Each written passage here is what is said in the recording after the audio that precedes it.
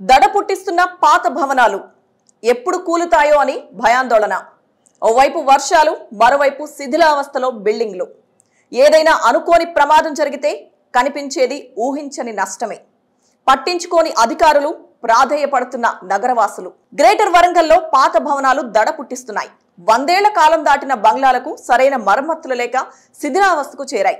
Main సెంటర్లు రోడ్ల వెంట ఉండి భయాందోళన కలిగిస్తున్నాయి. ఎలాంటి మరమ్మతులు చేయకుండానే మెరుగులు దిద్ది ఓనర్లు కిరాయిలకు ఇస్తున్నారు.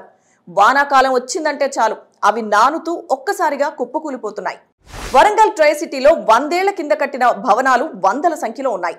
వాటిని చాలా వరకు వాణిజ్య అవసరాలకు వినియోగిస్తున్నారు. 4 ఏళ్ల కిందట ఓల్డ్ బిల్డింగ్ కూలడంతో గ్రేటర్ ఇంజనీరింగ్, టౌన్ ప్లానింగ్ ఆఫీసర్లు తనిఖీలు చేపట్టి మొత్తం 908 భవనాలు ప్రమాదకరంగా ఉన్నట్లు నిర్ధారించారు.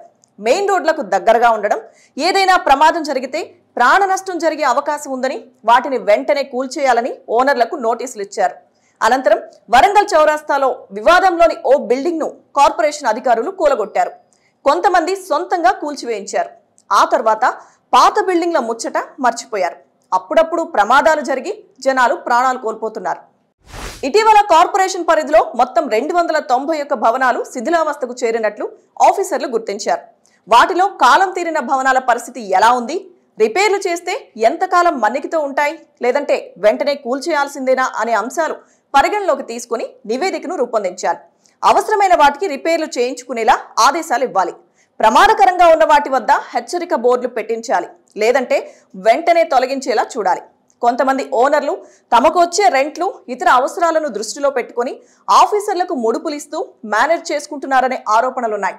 బిల్డింగ్ కు రిపేర్ చేయించుకుంటే సరిపోతుందని అధికారులు నోటీసులు ఇస్తున్నారు. ఫలితంగా హన్మకొండ, వరంగల్ చౌరాస్తా తదితర ఏరియాల్లో పగుళ్లు వచ్చిన బిల్డింగ్లకు రిపేర్లు చేస్తున్నారు. రాష్ట్రంలో వరుసగా వర్షాలు కురిసే అవకాశం ఉందని వాతావరణ శాఖ చెబుతూ ఉండగా వానాకాలంలో పాత భవనాలు నాని కూలిపోయే ప్రమాదం ఉంది. దుర్ఘటన జరిగి ప్రాణ నష్టం సంభవించక ముందే అధికారులు అప్రమత్త చర్యలు తీసుకోవాలని నగరవాసులు కోరుతున్నారు. లేదంటే ఏదో ఓ రోజు ఊహించని నష్టం చూడాల్సి వస్తుందని హెచ్చరిస్తున్నారు.